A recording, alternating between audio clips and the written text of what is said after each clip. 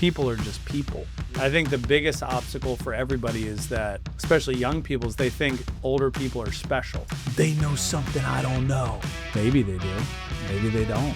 Maybe they're facing imposter syndrome and you're not.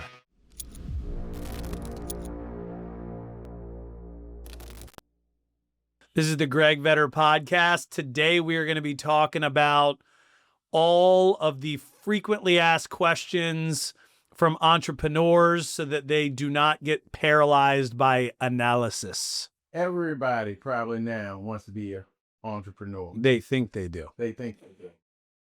A lot of them quit. Yeah, because it's hard. So, yes. Do you go to college for that, or is that called business?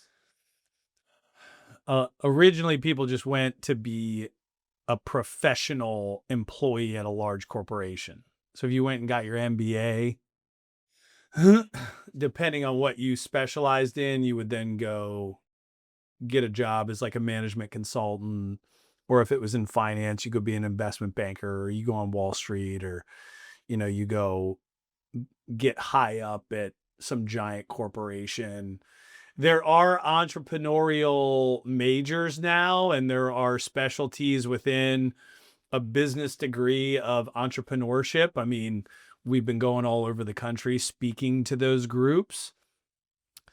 But so much of what entrepreneurship is has nothing to do with what can be taught. I mean, it really is your ability to be creative and strategically improvise and get your ass out of bed every single morning when everything is going wrong, which is kind of the complete opposite of working at a giant corporation where, you go in and you're a VP of something and you're overseeing a large project and you've got 100 people and a giant budget and now it's just time to execute. Entrepreneurship's the complete opposite. You have no people, you have no budget, you have unbelievable amounts of ambition and goals and dreams and this imaginary product that you want to bring to life without any resources to do it at all.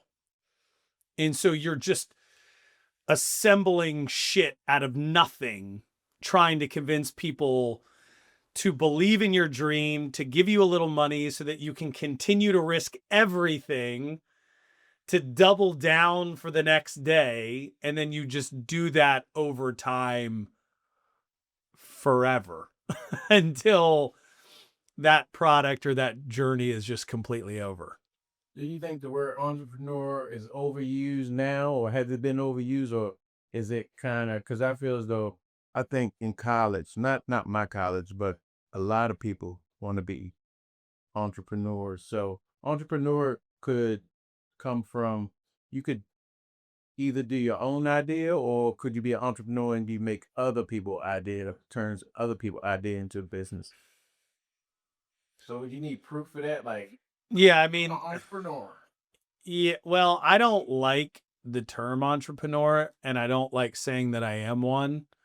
It reminds me of being a poet. You can't be a poet unless somebody else says you're one. You can't call yourself a poet. I don't think you can call yourself an entrepreneur, and if you do, it pretty much just discredits you in my eyes immediately.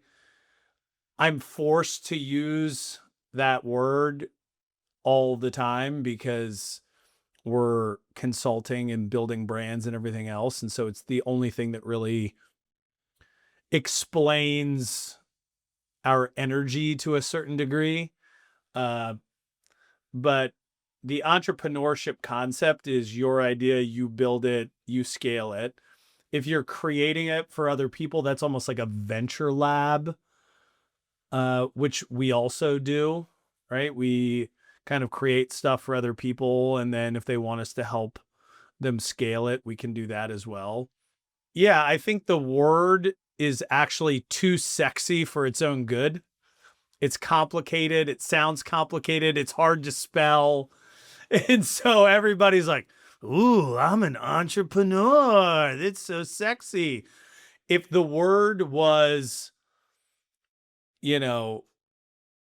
you eating a shit sandwich for the next 15 years, I think no one would want to do it, but that's the reality of the situation.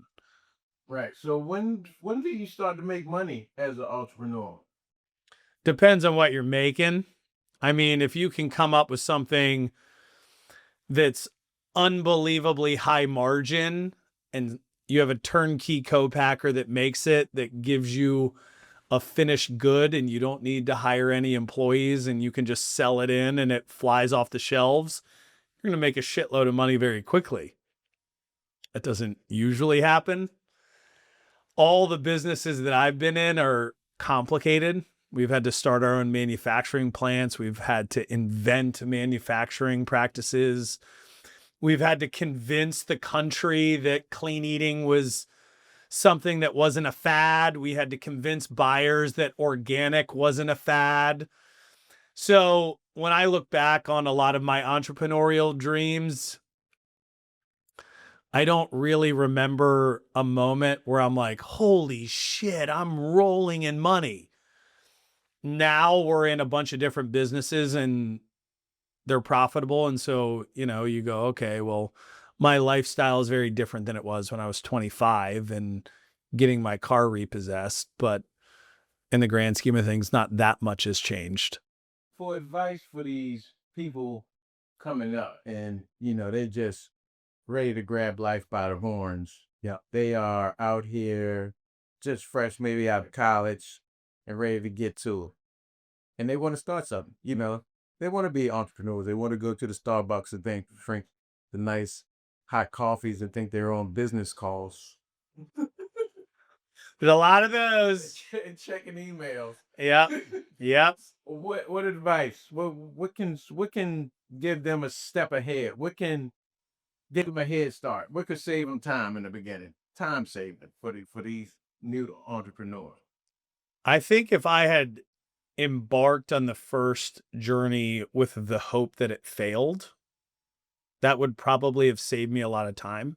So looking at the project as a project that I want to fail, or I give it a set shelf life of this is only going to exist for 1 year, the things and the ways in which you learn would dramatically change.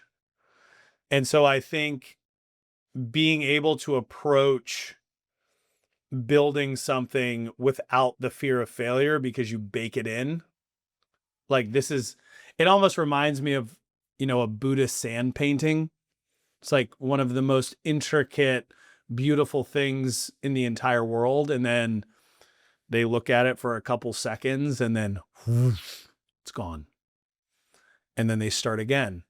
And so I think in doing that, you approach the process of it very, very differently.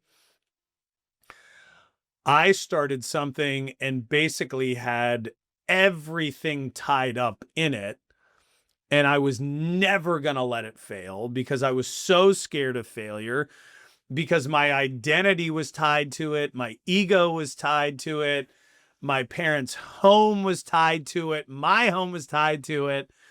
And so I couldn't let it fail. Now, there's beauty in that too, because I was able to squeeze blood out of a rock for 15 years and create miracles where there weren't any, and will the success into existence. But at the end of the day, everything has a shelf life. And I just extended that shelf life to a 15-year period. And if I had just built it and then gotten rid of it, or built it with the intent of it to fail, then my greatest fears would have been realized much earlier on. And maybe I would have went on to something else that was easier to build, or not as complicated, or more profitable, or whatever it is. But the more you get into it, the more you're vested into it, the more it becomes a part of your identity. And then the harder it is to let it fail, which is obviously a good thing. You don't want it to fail. But these young people are so scared of failure, of disappointment, of pain, of suffering, that they're always just on the surface. They never go deep. And so I think for them, if you can say, all right, here's what I want you to do. I want you to start a perishable salad dressing company. You can't co-pack it. You have to manufacture it yourself. You got to figure out refrigerated logistics. You know, you have to do all of the hardest shit imaginable. And then it's going to be over in 1 year. And I want to see what you can do in 1 year. That will give them the greatest foundation to see what they like, see what they don't like, and then start something with an unbelievable bedrock of knowledge to, you know, potentially avoid a lot of the problems that I had. Because I just got so deep that there was no way to end it. You know, we raised money, we leveraged everything. And so just when things get hard, that you're not going to, yeah, well, Dad, thanks for your house. It's going to be sold in an auction. That's not a fucking thing. Yeah. So, dang, I just had what I was going to say. Build, but expect failure. Not expect it, but. Well, I think that's the complicated thing, right? Because we don't want to expect. You don't want to expect failure. But if you can face your fears, if you're scared of dogs, you go sit in the middle of 20 dogs for every day until you're not scared anymore. That fear's probably gone. And it's a limiting belief, and it changes the way that you make decisions. So every decision I made was so we didn't fail, whether it was the right decision or the wrong decision. Right. And, you know, parts of that were impressive. Wow, how the hell did he do this again? How did he pull off this miracle again? But at the end of the day, when you look back on that journey, maybe I pulled off too many miracles in ways that I wasn't supposed to pull them off. And so I kept extending this journey to a place where it never should have gone. I don't know. It's something I deal with all the time. Did you go too long? Yeah, I ask myself that all the time. Okay, what question you have? So we're talking about these young kids that want to be entrepreneurs, but you were that young kid. I mean, 25 Yeah. to have that much responsibility Yeah. and that, like, I mean, it's not the question, but Yeah. speak on that. Like, that's a lot. How? That's what I always wanted. I always wanted to run a company. I wanted to lead. I wanted a special life. I wanted to live a life worth reading about or writing about. I wanted to do amazing things. And I looked for different organizations to give me those experiences, but they were limiting. They didn't want the growth that I wanted, and they didn't want the things that I wanted. And so I was forced to start my own. In retrospect, yeah, I was really young. Like, I was just having a conversation with a young guy. It's not even that young. He's 29.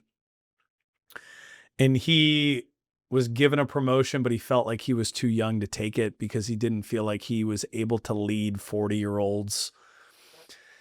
And so I told him a lot about what I had to do as a 25-year-old and a 26-year-old, etc., leading people that had kids in high school and college, and their livelihoods were tied to the decisions that I was making. And honestly, I don't know if you're ever in your 20s specifically, I don't know if you're ever fully prepared or fully confident that you're the guy. But at the same time, I know that other people weren't. You know, I kept hiring these expert consultants and these elite board members and looking for the answers to the test. Didn't get them. And so you just kind of come to the realization that, all right, age is just whatever you make it. And if you think you're a stupid 21-year-old, you're a stupid 21-year-old. And if you think you're the second coming as a 25-year-old, then you're the second coming as a 25-year-old. There's definitely a balance of experience and wisdom that comes with age that you really can't get in a younger person. But again, I was willing to just kick down doors and get wisdom shoved down my fucking throat. And again, you do that day in and day out, and you're not scared of the experiences that you're having, and you're not scared of having tough conversations. You're going to eventually turn into this leader that you had hoped you would become. So for the young guys out there, young gals out there that want to start something and they're young, just go. Action creates action. A journey of 1,000 miles begins with a single step. And you're not going to wake up one day at 30 years old or 35 and be like, oh, wow, I am the best leader I know. It's just going to come from constant beatdowns. It's like the gym. You don't just get to wake up and you're benching 225 for 15 reps. You methodically grind through it over time. Now, you can take anabolic steroids and do that. You may have some health issues and some ligament damage and this and that. And so you do need to take the steps. You know, I think that the greatest quote I heard was from Brian and Matt Vetter's athletic performance teacher. And he said, the elevator to the top is broken. You must take the steps. And it's true. You have to season yourself to be prepared to be able to handle success and the top, or you'll just crumble.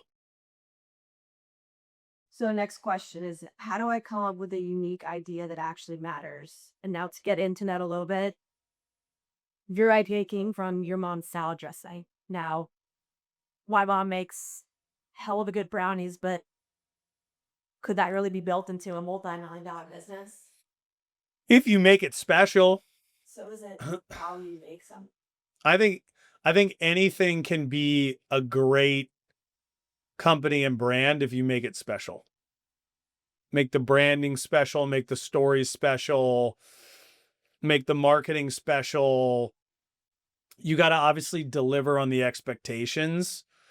So if we're making your mom's brownies, like, they better be the world's best brownie. And then you just have to properly communicate that it's the world's best brownie. I think what happens too often is people want something that's too unique. They want to create, I don't even know, like, they want to create like freaking artificial intelligence. You could just make a competitor to something that should be a little bit better. I use the example Monster to Red Bull. Like, Red Bull owned the energy drink market, owned extreme sports. It was the only one on the block. And then someone goes, we should create a competitor to that. Opposite colors, opposite marketing, opposite can, opposite size, and just create the direct competitor to Red Bull, which they did with with unbelievable amounts of success. Yeah, both of them live. Coke and Pepsi, they live. And so people, oh, I want something unique to change the world. Okay, well, what's something that you love that could be better? And does it have a competitor? Try that. Were there any competitors at the time you were able to launch the salad dressing? There's a million salad dressings, but none made it without thickening agents, without citric acid, right? So in one sense, we had no competitors, but on the other, there's 500. So does the world, people always used to say this, does the world really need another salad dressing? Maybe it does. I'm willing to test it. And I think that's the problem. We want something too unique. And the other piece of being too unique, the consumer still has to understand it. You're trying to get a consumer to change their buying habits to then buy what you're selling. So if it's too complicated, they're not going to buy it. Like, go to a grocery store in Ohio. Go to a grocery store in Texas. Go to a grocery store in Florida. Go to a grocery store in Washington, D.C. Go to a grocery store in New York City. Go to a grocery store in Boston. See what people are buying and see what they're like and see what they're actually consuming. We try and do stuff that's too complicated. And we need to dumb it down a little bit so that everybody can understand it and that there are no barriers to purchase. We want to appeal to the masses so that we dine with the classes. Anybody can make the most unique, swanky, exclusive, high-end thing and make 10 of them a year. Can you make 10 million of them? That is where it gets difficult. And that's what we were able, that's the main thing we solved. We figured out how to mass produce a homemade product. And if you can do that, we solved a problem. Everybody loves their mom's salad dressing and everybody thinks bottled salad dressing sucks. We mass produced something that was better than your mom's. So it wasn't that unique. The manufacturing was complicated. It was probably too much work for perishable salad dressing, but it taught me everything about manufacturing, running manufacturing plants, inventing manufacturing processes, working with the process authority, convincing buyers, getting into distributor, and now we can make any product in the world. Like, we're launching a ready-to-drink vodka beverage. That's easier to do than what we did with salad dressing. Now, there's more legal hurdles, but I mean, we were, reinventing the wheel to a degree I don't even want to talk about for some fucking salad dressing, bro. Like, what were we doing? I mean, I look back on that shit, it's like, we could have invented something so much cooler than clean salad dressing. What are your thoughts when someone says that an idea is too ambitious? I don't think an idea is too ambitious. I just think it's a matter of what's required to pull it off. Did you ever think that your idea was too ambitious? A lot of people told me it was. What was your response to them? Go fuck yourself. They're like, you're never going to expand out of local. This is just a local product. I'm like, they're buying it in Kentucky. Kentucky is not local to Annapolis, Maryland. They're buying it in New Jersey. New Jersey is not local to Annapolis, Maryland. So when it was in Ohio, Kentucky, Atlanta, Princeton, New Jersey, that's not local to us. No one in Lexington, Kentucky is going, yeah, we're right next door to Annapolis. I'm just going to shoot down to Annapolis and say hi. It's like an 8-hour drive, 10-hour drive. I don't know. So do you think in business to be an entrepreneur is an MBA? Are those college courses, are they helpful? Are they needed? Because me as an artist, and me even coming in working with you guys, it was like, show me what you can do. Okay, that looks good. Won't you do this? And I was like, I said, Greg, you want to see my degree? Nah, I don't need to see it. You good. I don't care. Right. I don't care about the degree at all. I have a degree. I know what I did in college. Right. So I don't give a shit. I care about people that can execute. I think the degree is one of those things where it's like, it's the little things of, you could almost use it as like a health consciousness, right? Like getting your business degree is like a business consciousness. You're doing the things for your future because that's what you care about. And so you're reading the magazines, you're reading the books, you're going to the school, you're putting yourself in the environment, you're watching the documentaries, you're doing all of these things because that's what you care about. But in the grand scheme of things, if you can't execute, or if your work sucks, no one's going to go, wow, man, this is the worst thing I've ever seen. Can you show me your degree? Like, no one gives a fuck. So you young kid that just went to college, graduates, has a great idea, has no money. Where do you start? I didn't have any money. Okay. How'd you start? Everybody's got something. Okay. Nobody's got $0. You can sell your shoes. You can, you can get a part-time job. You can do something. So I needed one bottle and a Tupperware container of dressing. And then I needed to be able to sell that in, and then I needed to be able to sell the dream. So I didn't raise any money for 3 years. We were in 68 Whole Foods before we moved into our manufacturing plant. And the first money I raised was to buy our bottling line. And it was an easy sell. We have a national deal with Whole Foods that we're rolling out. We're already in 68 Whole Foods. Here's the sales data.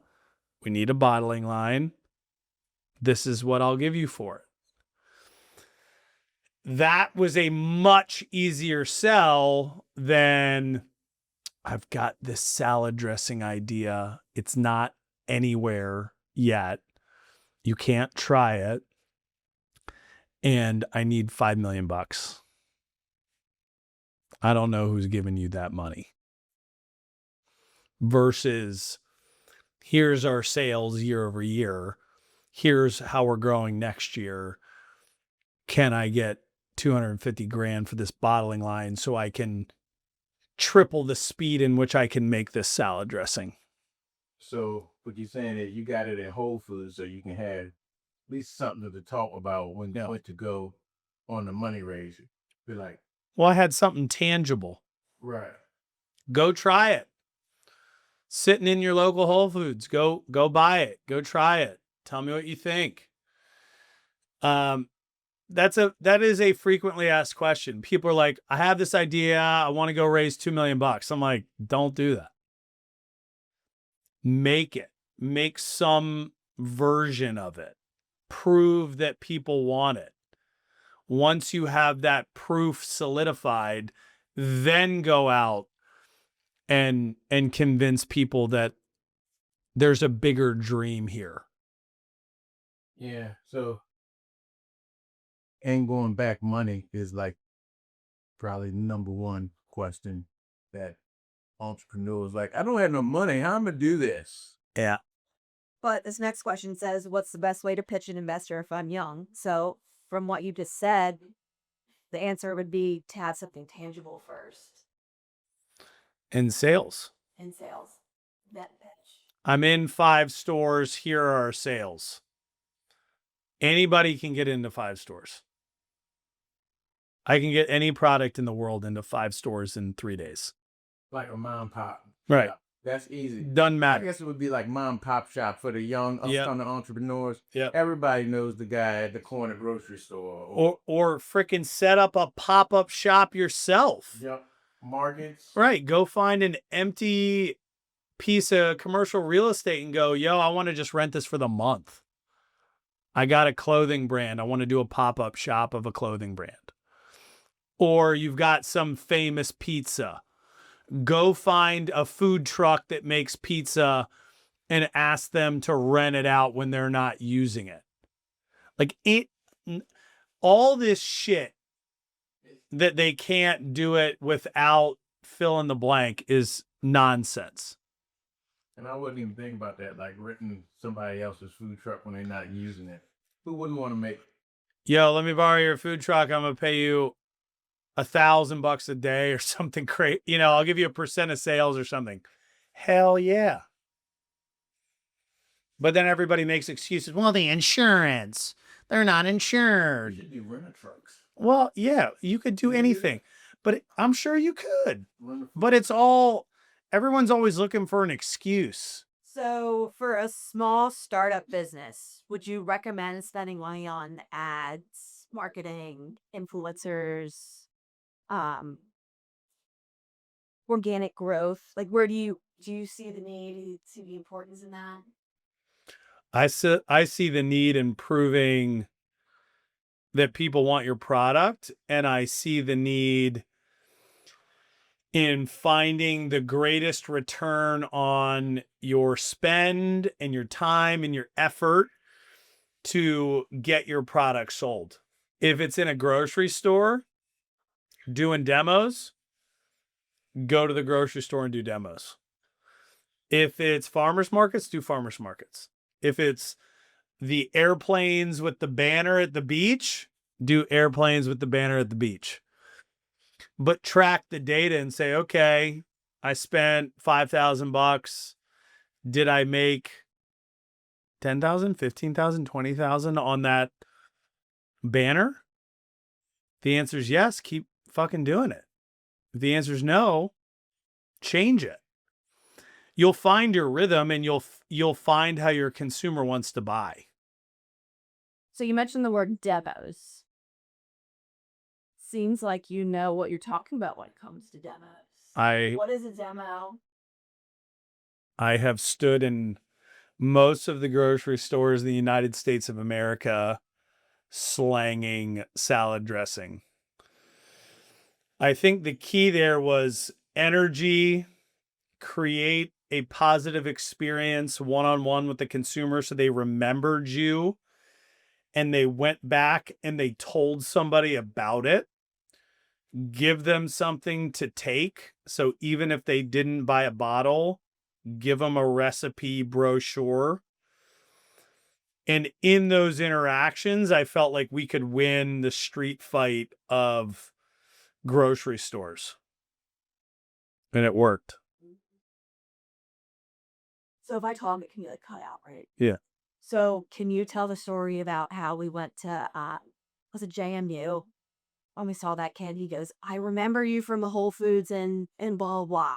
We were speaking at JMU to their entrepreneurial department. And a kid came up after for me to sign his book. And he goes, me and my mom used to go to the Annapolis Whole Foods and you would be demoing there and we bought your product. And I still remember to this day asking you questions about how you took your mom's salad dressing and got it into Whole Foods. And that inspired me to go into entrepreneurship. And now I'm standing here as like a freaking college graduate.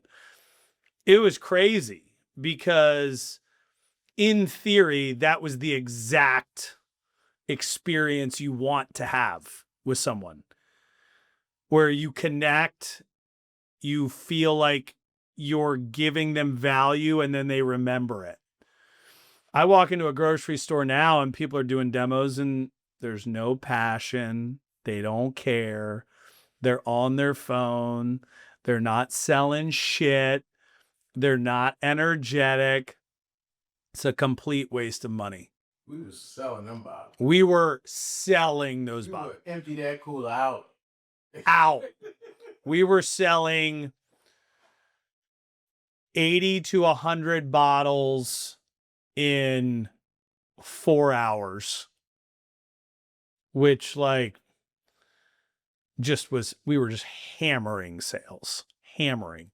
And it's not rocket science, but nobody does it because it costs more money. It costs more effort. Everybody gives you a rule that you have to follow. And I just try and find my way around that bullshit and use common sense.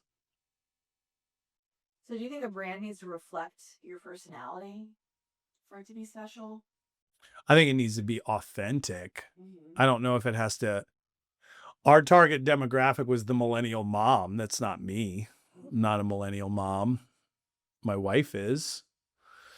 And so what I brought was authenticity, but the marketing and the branding of the product was specific to the millennial mom. So I think you got to be authentic, and I think you need to have soul in it. And, you know, it's like the old cooking adage, when you eat something that was made with love, you can taste it. Or that's what they say. I don't know if I've ever had that meal before. That's a strong meal. That's a strong I might have some shrimp and grits like that. I don't know. I love shrimp and grits. Do you? Yes, I do. So I have one question. Oh, you had something? This is a good question. No, go ahead. Because I forgot my. Imposter syndrome. Yeah. You ever heard of it? I've heard of imposter syndrome. You ever dealt with it? No. Because I didn't imposter syndrome only happens when you're trying to be something you're not. Okay. So like doubt, imposter syndromes, I feel like that could. It's kind of the same. I mean, for me, I was a 25-year-old, 26-year-old, whatever age, 30, 35, whatever, entrepreneur that took his mom's salad dressing and took it to the fucking world. That's who I am. Yeah. I have a CEO coach. I read like a crackhead.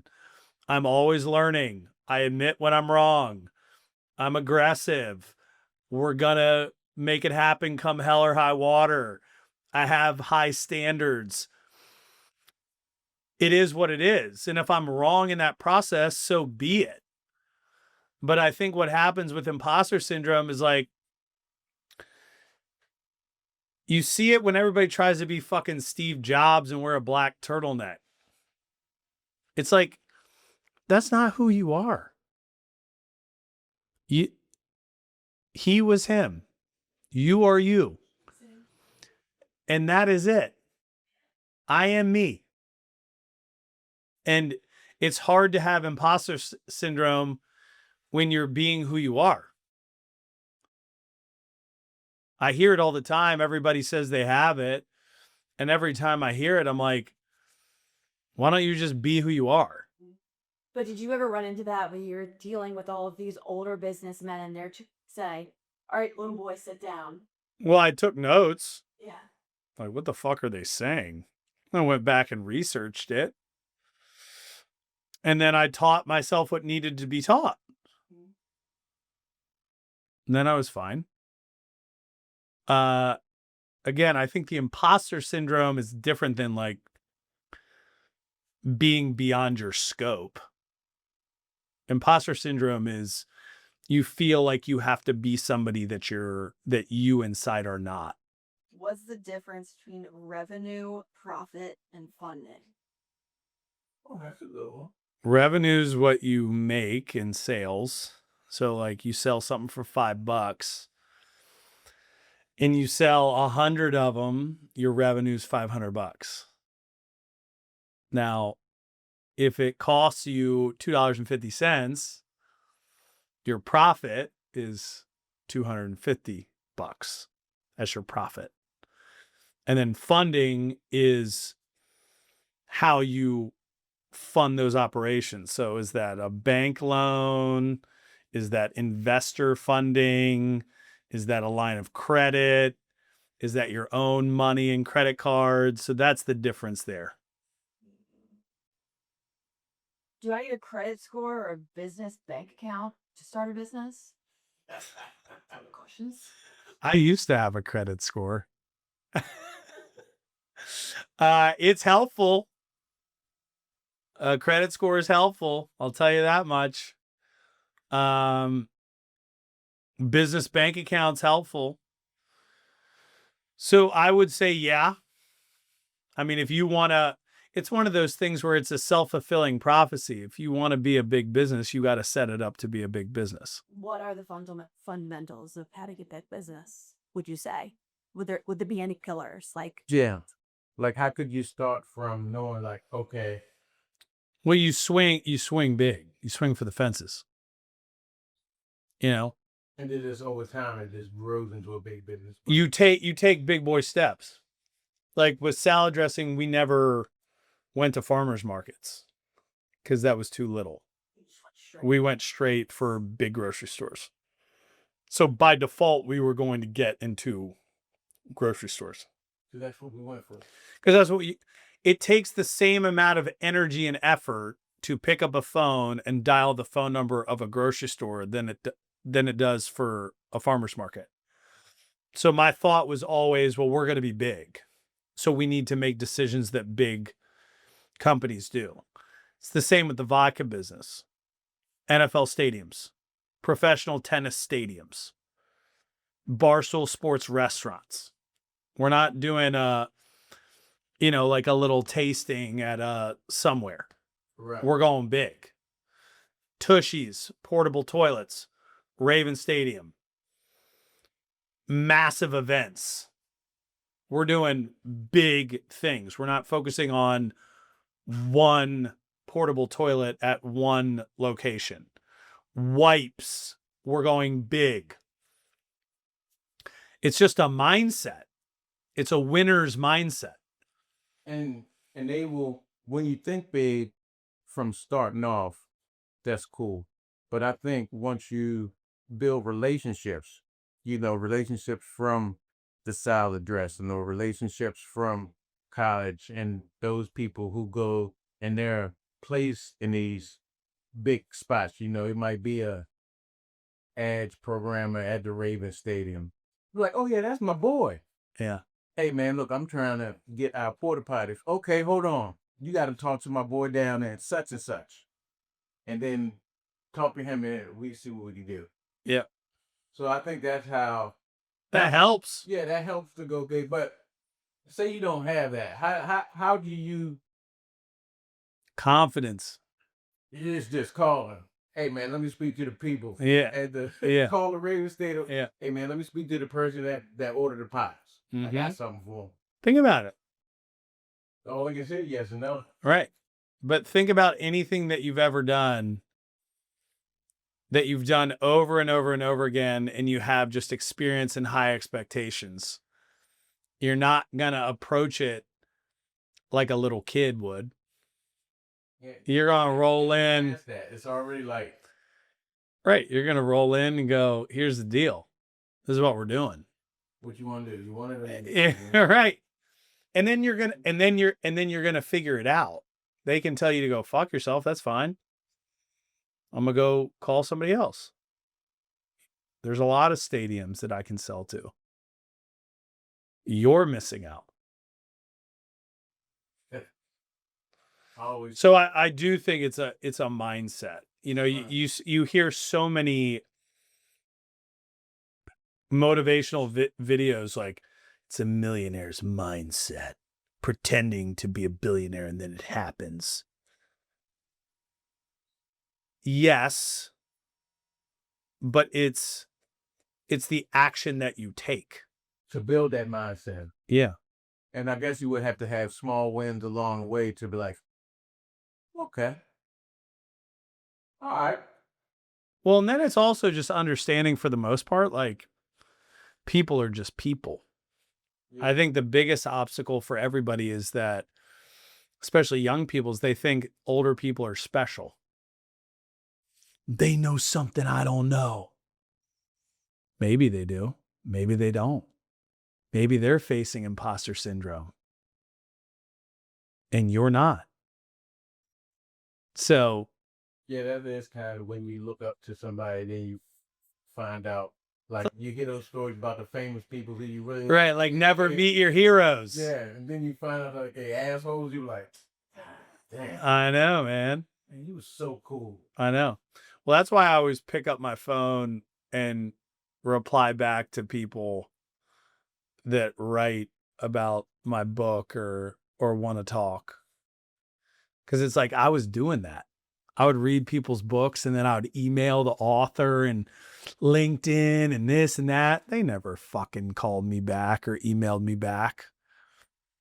And I'm like, you're not that baller. Like, call me back, you asshole. Is it better to start with friends or go solo? Solo. I asked a guy this when I was going to start an employee benefit brokerage before Tessie Mays. He goes, partners are only for ballroom dancing. And I always remember that. I was like, that's funny. That's a good one. I like it too. I was like, yeah, should I bring in this partner to start? He goes, partners are only for ballroom dancing. And I was like, I was never afraid to give people equity. But it was always kind of within the parameters of my control. Because my thing with the partnership side, some people don't want to partner for financial reasons. That was never me. Mine was, and this was a Bon Jovi story. They were interviewing Bon Jovi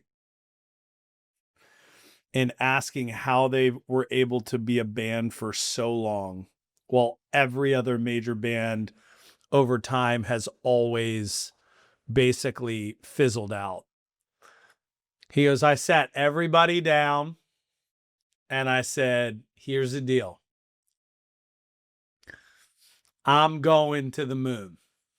And if you want to come, I'll take you. But I'm making the decisions.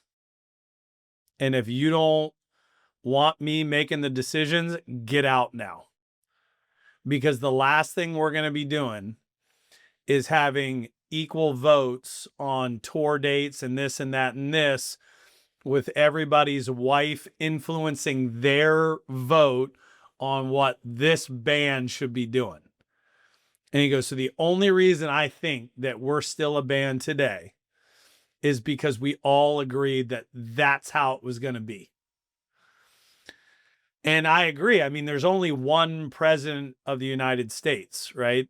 The power hierarchy has to end somewhere. Someone has to make a call. And when you have too many people making the call, that's when chaos happens. And so that's my view. But I think so many young people are scared. So they want to bring in their buddies so that they can fail together. And they can put responsibility or blame on somebody else. I was fine with the failure, in theory.